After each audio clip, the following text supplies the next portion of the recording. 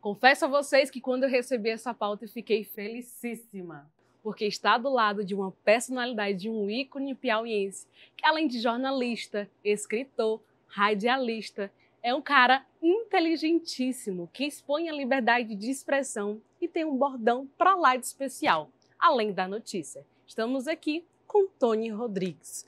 Me fala um pouco como foi que começou essa paixão, primeiramente por comunicação. Muito obrigado, Stephanie, pela oportunidade, ao pessoal do GP1. Eu comecei o gosto pela comunicação ainda na adolescência, né, como estudante secundarista, por conta da minha participação no movimento estudantil em Teresina. E eu fazia as pautas do movimento estudantil, também fazia como uma espécie de assessoria de imprensa que não era formalizada, mas eu publicava artigos nos jornais da época, Jornal do Piauí, Jornal Estado, Jornal O Dia. E, naquele tempo havia uma abertura muito grande, né, porque era um período de muita luta por redemocratização, e eles abriam sempre esses espaços para a gente se manifestar. E aí eu passei a fazer esses artigos toda semana, e depois foi amildando mais, até que eu me envolvi completamente. Terminei iniciando como profissional. E eu tive um pouco da conversa aqui com ele, antes da gente começar a entrevista, e percebi que ele começou nessa área muito novo. Eu gostaria de saber em que ano mais ou menos você começou, se você é realmente natural de Teresina. Conta pra gente. Bom, de fato, aos 16 anos eu fazia esses artigos, publicava na imprensa, não era profissional, era um colaborador, quanto mais. Por volta do ano de 1987, eu comecei a trabalhar na Rádio São José dos Altos. E ali foi que eu iniciei minha profissionalização. Então, eu tinha 18 anos, né, quando eu comecei, 18, 19 anos de idade. E foi ali realmente que eu comecei a trabalhar, comecei a ganhar dinheiro como profissional da imprensa. Aí se apaixonou e foi dali para frente? Dali para frente. Eu nasci em Piripiri, fui criado em Altos, eu vim para Altos muito cedo, minha mãe tinha um empreendimento na área de hotéis em Altos, Campo Maior, e ali eu passei toda a minha infância. Vim para Teresina na fase adolescente para dar continuidade aos estudos e retornei para Altos nesse período que eu lhe relatei, em 1987, para trabalhar como locutor, primeiro como disc jockey, fazendo programa musical. Depois eu achei que tinha que ser uma coisa mais impactante, uma coisa mais focada nos acontecimentos daquele período, porque 88 foi um ano muito importante também na história do Brasil, foi o ano que antecedeu as primeiras eleições diretas para a presidência da República em 30 anos. Então, assim como o ano de 84 marcou essa questão da luta pelas diretas, o ano de 1988 marcou essa minha iniciação na carreira como jornalista no ano que antecede as eleições diretas. Então, acho que foram fatos que realmente trouxeram um significado para a minha atuação no jornalismo. E uma carreira tão consolidada, com anos aí de profissionalismo, eu gostaria de saber agora de qual vertente você gosta mais, qual a vertente que você se identifica. Bom, eu diria que o novo jornalismo, né, o que eles chamam de new jornalismo, que surgiu nos anos 60 através... São vários os jornalistas que trabalham isso, que é contar a história de uma maneira mais detalhada, como se você estivesse conversando com o leitor, como se você estivesse dialogando, né, com quem está lendo ou com quem está, de fato, ouvindo ou assistindo o seu relato. Então, não aquela coisa muito fria, não aquela coisa muito robótica que a gente vê hoje, são textos muito curtos, muito objetivos, locutores de televisão que, ao apresentarem uma notícia, mal se mexem, né? A gente parece estar diante assim, de um produto de inteligência artificial. Eu acho que o jornalismo tem que ser uma coisa mais próxima das pessoas, né? Para trazer quanto mais natural possível. Sim, para trazer um sentido para aquilo que se está dizendo. Porque se você faz esse tipo de coisa com um período de 3 frases, que é o que eles chamam de cabeça no jornalismo televisivo, acho que é aquela história que eu lhe falei, né? Uma coisa robótica demais. Não dá sentido a notícia nem para quem está apresentando. Então, acho que humaniza essa forma do novo jornalismo. Exatamente. E eu sigo com o seu pensamento. Traz mais até confiança né? Para quem está em casa assistindo, ou um leitor que está lendo um livro, quando você tem poder, quando você tem chance de fala também, abertura, que é realmente a liberdade de expressão que a gente tem conversado muito. Eu gostaria de saber também esse seu lado diante da liberdade de expressão no jornalismo, na política. É uma coisa que marca a minha atuação desde sempre. Eu acho que não é de agora, entendeu? Eu já nos anos 80, no começo dos anos 90, eu já defendia isso. Eu acho que aqui você constrói uma espécie de muro entre as pessoas que falam a verdade daquilo que tem que ser dito e as pessoas que simplesmente acatam sem absolutamente dizer nada. E aí você termina sendo, ao longo do tempo, relegado a um determinado desprezo por parte de segmentos da sociedade e da própria comunicação. Mas eu acho que, como se trata de uma convicção, então você não pode simplesmente abrir mão daquilo que você pensa para poder estar no meio. Uma coisa que eu sempre defendi muito no jornalismo, e às vezes até é incompreendido isso, Stephanie, é o fato de que o jornalista, na grande maioria das vezes, ele gosta de se nivelar a quem está no poder. Ele frequenta os salões, as festas, como se ele fizesse parte daquele mundo. E ele não faz. E é por isso que eu não gosto de frequentar. Eu acho que o jornalista é uma pessoa que assiste e relata fatos para a sociedade. Ele tem essa missão e esse objetivo. No momento em que ele se envolve com o mundo que ele tem a obrigação de relatar, ele passa a assumir um determinado comportamento, ele passa a acessar uma determinada forma de ser que não pertence ao seu propósito de atuação profissional. Então, eu acho que quanto mais distante você fica da autoridade, melhor para o exercício da sua liberdade de expressão. É verdade. É isso que muitas vezes as pessoas não entendem aqui. Acha que você está querendo... Como podemos ver, uma personalidade que tem seu ponto de vista muito esclarecido, tem sua opinião muito clara, direta e precisa, concisa. Eu gostaria de saber também o seu ponto de vista do que as pessoas acham de você por pensar nisso. Se nesse meio das suas profissões, onde você trabalhou, se as pessoas tiveram uma visão de que Tony Rodrigues é um cara duro porque ele dá seu ponto de vista, porque ele fala sobre liberdade de expressão. Me conta como foi, mais ou menos. Na verdade, eu acho assim, que eu nunca tive nenhum problema de convivência com os meus colegas. Acho que eu sempre fui um cara muito trabalhador na imprensa, eu sempre fiz mais de uma coisa ao mesmo tempo. Por exemplo, quando apresentador, eu noto que os apresentadores de televisão aqui, eles costumam chegar na hora de apresentar o programa, eles não se envolvem com a pauta. Eu acho muito errado isso. Eu sempre chegava na televisão, talvez entre os primeiros, e participava de todas as definições de pauta, ia para a rua fazer matéria, e claro que isso nunca me diminuiu. Mas, por outro lado, me deu uma certa tranquilidade em tratar e ser tratado pelos meus colegas com uma maturidade, vamos dizer assim, né? De compreender que, apesar de defender determinado ponto de vista, eu também não desprezo meus colegas por acharem que assim, as pessoas têm que sobreviver.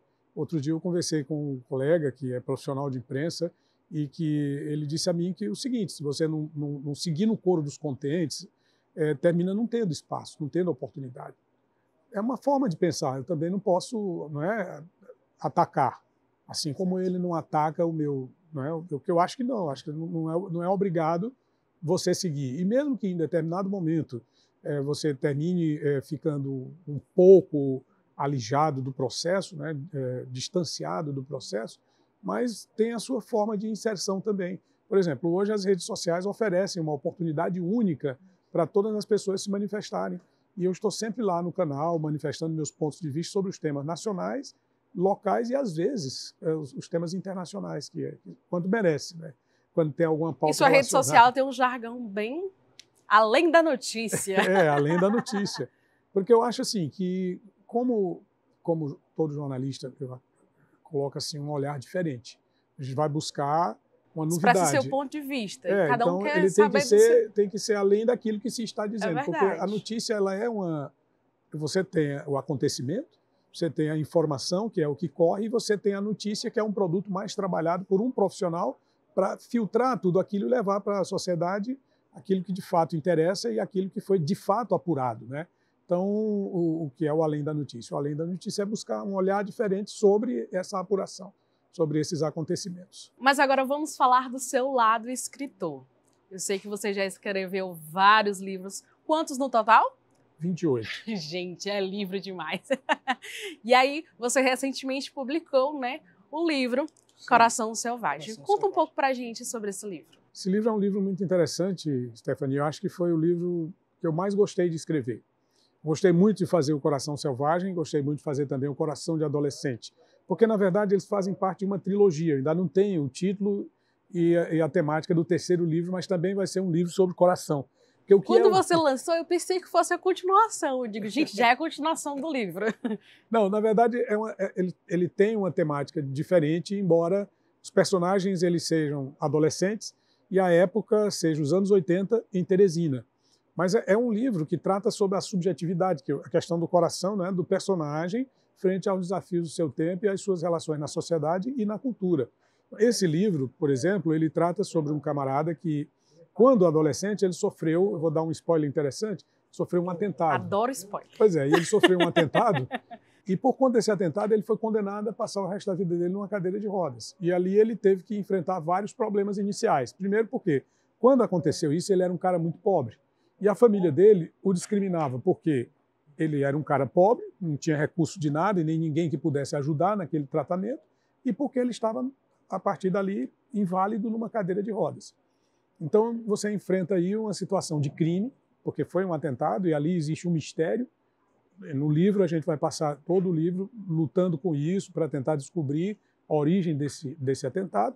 E ele também enfrentando os seus fantasmas, porque ele recebe uma herança, de repente, inesperadamente, se torna um cara muito rico e na cadeira de rodas ele descobre que existe uma outra faceta no tratamento da sociedade, porque a sociedade trata o deficiente pobre de um jeito, mas quando o cara tem uma condição melhor, ele passa a ser visto e tratado de uma forma muito diferente. Além disso, dessa discussão que eu acho fundamental, que é a relação da pessoa com deficiência com a sociedade e com o tempo, porque nos anos 80 era muito mais complicado do que hoje, você tem também a questão do crime, porque tudo aquilo que aconteceu nos anos 80 e na sua adolescência volta para assombrá-lo na fase adulta e ele, nestas condições, terá que enfrentar todo esse grande desafio, não é? Como é que vai enfrentar um criminoso? Como é que vai enfrentar um serial killer numa cadeira de rodas? Então, eu acho que aí você tem lá no livro, né? Tem como é que ele... E ele só contou um pouquinho. Imagina quando a gente lê o livro todo. Eu já fiquei com vontade de saber o final dessa história. Mas de onde saiu essa inspiração? Bom, os anos 80 foram anos muito ricos de acontecimentos jornalísticos, políticos, né? Acontecimentos inúmeros e muitos acontecimentos de crimes. Então, a inspiração ela vem a partir da leitura dos jornais da época, a partir de ter vivenciado muitos daqueles episódios que envolvem a presença de adolescentes, né, nos conflitos que havia. Por exemplo, nos anos 80, havia disputas entre jovens da zona sul com a zona norte, jovens que não podiam penetrar tranquilamente aqui na zona leste. Hoje em dia, a cidade ela praticamente ganha ares de uma cidade só, completamente unificada, mas naquele tempo não. Quando você passava a ponte do centro para cá, era outra história. Então você era recebido com... Não era discriminação, era com muita violência. Mas havia uma diferença gritante ali, né? Havia muita diferença social, mas havia principalmente esse distanciamento, ele se dava mais por causa da concepção, por causa da ausência de convivência, né? Se você, por um lado, convivia com a situação dos jovens, da sua área, né, de habitação, por exemplo, quem era da Zona Sul convivia com o pessoal de lá. Quem era da Zona Norte, muito raramente esses grupos de jovens se uniam e quando eles se encontravam, geralmente havia disputas. A não ser uma das coisas que eu considero muito importantes, Stephanie, que é a questão do esporte. Porque muita gente, o esporte unifica muito. Então, acho que nesse momento havia, não é, um certo congraçamento. Mas também havia disputas que terminavam por resultar em brigas. E a partir daí também deram origem a muitas gangues juvenis no final dos anos 80 e no começo dos anos 90. Você tinha gangues em praticamente todos os bairros da periferia de Teresina, e não apenas em situações localizadas como hoje. Então, tudo isso faz parte do universo desse livro Coração Selvagem. Gente, eu confesso para vocês que se eu pudesse, eu passava a tarde todinha conversando com o Tony Rodrigues. Mas eu gostaria de saber também sobre esses seus livros. Qual foi o livro mais vendido? Qual foi o livro que você mais gostou de escrever? Conta um pouco para a gente. E se também esses livros têm compactuação com o lado pessoal? É uma pergunta que é muito recorrente, é clássica. Não, eu acho que não, assim, porque você tira do que você observa, mas não tira daquilo que você vive. Ou se tira, são apenas fragmentos. Quando se trata, por exemplo, da questão da pessoa com deficiência, muita gente já me perguntou sobre isso, porque como o personagem é uma pessoa com deficiência, eles tentam fazer, pessoas imaginam que haja uma associação entre o personagem e o autor. Eu acho que a associação são apenas fragmentos daquilo que eu observei, mas o personagem ele é completamente autônomo, completamente ficcional, e ele pode até ter uma inspiração nos acontecimentos, mas não na subjetividade, ou seja, naquilo que é existencial dele. A existência dele está restrita ao livro. Ela não é uma existência ou uma inspiração em uma pessoa real. Porque o personagem chama Theo Camargo. Então, Theo Camargo é um personagem completamente ficcional. Agora, dizer que ele tem fragmentos de personalidades da época, ou fragmentos de... Com certeza, sim. Mas não é uma pessoa. Ele foi inspirado num fato. E o livro que eu mais gostei de escrever foi esse, Coração Selvagem. Gostei muito do livro Coração de Adolescente também. Mas eu tenho, por exemplo, o Que País é Esse? Que eu escrevi em 2014, 2015. Eu falo 30 anos da luta pelas diretas já, que começou em 84 e em 2014 nós tivemos aqueles momentos das manifestações de rua, 2013, 2014. Então eu conto 30 anos de tudo isso, né? Foi um livro também muito interessante. O livro que mais vendeu foi o livro Histórias e Crimes. Gente, o livro Histórias e Crimes, que está aqui com a gente, conta um pouco sobre o assassinato de Donizete, não é isso? É, sim. O livro Histórias e Crimes, eles são 3 temas. O assassinato do Donizete, a execução do Arias Filho e os riscos da reportagem investigativa, que é exatamente a temática inicial da nossa entrevista, né? E a gente vê com a leitura breve, né? Bem breve, bem leve, como ele disse, faz parte daquela minha técnica do novo jornalismo, escrever objetivamente, mas falando como se estivesse realmente numa conversa com as pessoas que estão lendo. Quer dizer, não é uma coisa difícil realmente, é uma leitura leve, breve e leve. Mas são temas, embora a leitura seja objetiva. E torne-se leve, mas são temas bastante polêmicos. Sim. O assassinato, acho que por isso que foi tão vendido. Foi o mais vendido ele. 2003, que foi lançado. E aí tem também uma questão que, além da morte do Donizete, a execução de um policial, que foi o Arias Filho. Ele era um delegado designado para investigar um assassinato que aconteceu em Parnaíba. E praticamente todos os crimes que aconteceram nesse período tinham um foco único, que era o crime organizado. Para que você tenha ideia, nos anos 80, anos 90, num período de 10 anos, nós tivemos 9 prefeitos assassinados no Piauí. E mortos por questões relacionadas ao crime organizado, além de deputado estadual, vereadores. Quer dizer, era uma coisa assim tão comum que eu fico abismado quando as pessoas dizem hoje aí, é tão fácil dizer que o Piauí é um lugar tranquilo, e a gente sabe que não é. Quem vive no mundo real, e aí está a problemática da liberdade de expressão, sabe que não é. Não existe toda essa tranquilidade que se apregoa. Então, é muito complicado quando você chega a uma situação em que o prefeito, na sua cidade, é morto na porta de casa ou dentro de casa, como foi o caso do prefeito de Altos, em 1996, o César Leal, que é a cidade onde eu moro desde a infância. E certa feita, quando o vereador estava discursando na tribuna, fui aparteado por um colega e ele me dizia, olha, a cidade de Altos é uma cidade pacífica, uma cidade tranquila. Eu digo, mas como é que pode ser pacífica, tranquila, uma cidade onde o prefeito é assassinado, onde as pessoas, por causa de política, já trocaram tiros das ruas? Como é que pode ser pacífico um estado onde você mata impunemente há mais de 150 anos? Aconteceram assassinatos aqui de juízes federais, assassinatos como, por exemplo, do motorista Gregório, onde praticamente não houve punição. O motorista Gregório é um santo, né? Um santo popular. Então, quer dizer, esse livro... Muito conhecido. Esse livro, Que País é Esse?, trata muito disso, né, também. Mas o livro Matadores de Prefeitos, ele enfoca com maior profundidade, porque ele é um livro que aborda especificamente a questão dos assassinatos, prefeitos, deputados, magistrados, entendeu? Eu confesso que essa entrevista está sendo um grande aprendizado. Aí agora a gente vai voltar a falar sobre Coração Selvagem. Sim, vamos sim. Coração Selvagem, eu gostaria de saber para a galera de casa, como é que faz para adquirir esse livro? Bom, esse livro ele vai estar disponível em todas as livrarias, a partir da editora Nova Aliança, do Entre Livros, que é a livraria do nosso amigo Leonardo, aqui na Anchieta, e em todas as livrarias de Teresina. Pode ser adquirido também pela internet, através do site entrelivros.com.br, e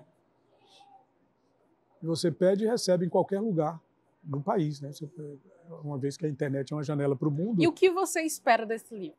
Eu espero que ele alcance o mesmo resultado dos livros anteriores, porque até mesmo o livro mais volumoso, que foi o Sobre Mercenários e Libertadores, em que eu resgato a história da Batalha de Genipapo, esse livro tem até hoje um resultado muito positivo.